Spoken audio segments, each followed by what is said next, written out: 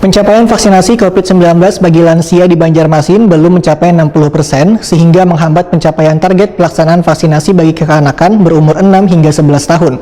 Upaya mempercepat vaksinasi bagi lansia ini pun terus dilakukan, yaitu dengan cara menambah pos pelayanan wan diiming-imingi hadiah. Berikut untuk kabar nang selengkapnya.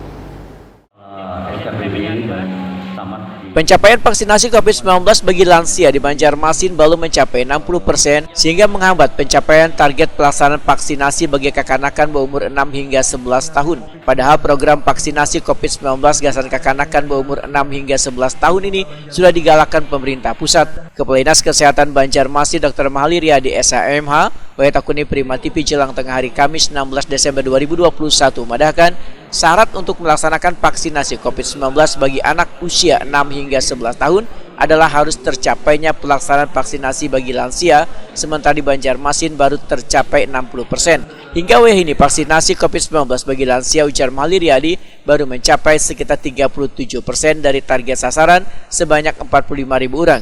Upaya mempercepat vaksinasi bagi lansia ini pun terus dilakukan, yaitu dengan cara menambah pos pelayanan wan diiming-imingi hadiah. Selain itu, strategi lainnya, ujar Mahali Riyadi, adalah dengan memberikan pelayanan ke rumah-rumah warga dengan memaksimalkan petugas di puskesmas wan bubuhan relawan. Karena kanakan itu kalau divaksin karena lansia kenapa menaikkan supaya lansia capai?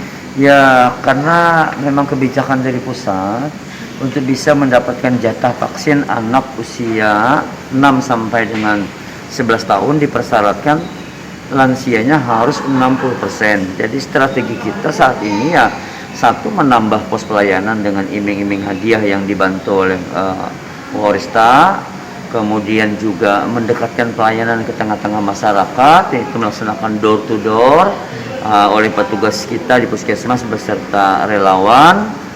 Dan tentu kita sangat memerlukan juga ya dukungan dari semua teman-teman media untuk mengedukasi kepada masyarakat dan menyampaikan seperti yang disampaikan oleh Habib dan Ketua Majelis Ulama Indonesia bahwa bervaksin itu adalah ibadah, sehingga bagian dalam upaya membentuk kekebalan kelompok di Banjarmasin.